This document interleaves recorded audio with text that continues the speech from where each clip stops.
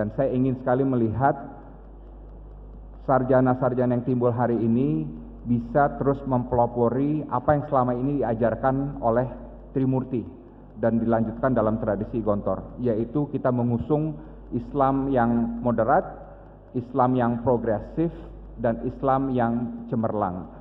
Artinya apa? Islam yang selalu berada di depan zaman, ya, di depan zaman. Tadi saya tertarik sekali apa yang dikatakan oleh Saudara Dinar, bahwa zaman keemasan Islam adalah di abad ke-13, ya, benar kan? Kita tahu semua. Tapi sebetulnya ada satu lagi pertanyaan yang lebih penting kita tanyakan dan harus kita jawab. Bukan kenapa Islam mengalami zaman keemasan di abad ke-13, tapi mengapa setelah abad ke-13 peradaban Islam turun dari puncak peradaban dunia dan selama ratusan tahun setelahnya terkotak-kotak dan terpilah-pilah, tertindas dan kalah oleh peradaban Barat. Ya, itu pertanyaan yang menurut saya lebih penting untuk kita pertanyakan agar sejarah tidak terulang kembali. Menurut saya, salah satu jawabannya mengapa Islam mengalami penurunan sejarah setelah abad ke-13 adalah karena setelah itu Islam tidak lagi berada di depan perubahan zaman, tapi berada di belakang perubahan zaman. Apa maksudnya? Ketika ada revolusi teknologi militer, orang menemukan bubuk mesiu yang merubah landscape perang, umat Islam tidak ikut dalam revolusi itu.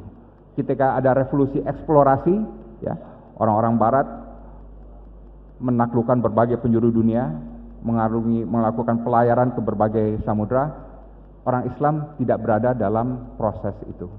Ketika ada revolusi industri di Inggris, umat Islam tidak berada dalam proses itu. Ketika ada revolusi politik, ya, dengan tampilnya nasionalisme di Eropa yang kemudian turun ke Indonesia di abad awal ke-20, umat Islam juga baru menangkapnya di awal abad ke-20 dan setelahnya. Jadi intinya apa?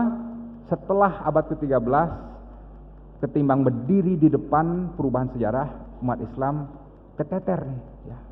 Dan untuk kita yang hidup di abad ke-21, yang kita ingin meyakinkan bahwa zaman keemasan umat Islam bukan hanya di abad ke-13, tapi juga di abad ke-21, ini adalah pelajaran yang paling mahal. Bagaimana kita bisa membaca tanda zaman dan bisa membuat umat Islam berdiri di depan garis perubahan zaman.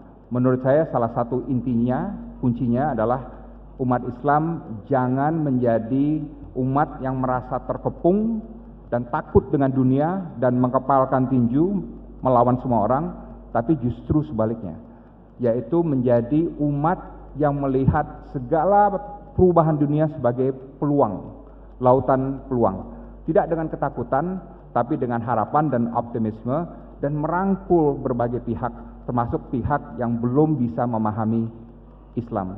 Ini pelajaran saya sebagai duta besar nih, sewaktu saya berada di Washington, sewaktu saya berada di Amerika Serikat, ada kalangan-kalangan yang Islamofobi, ya, yang tidak mengerti Islam, yang membenci Islam dan menyatakannya di depan mata saya.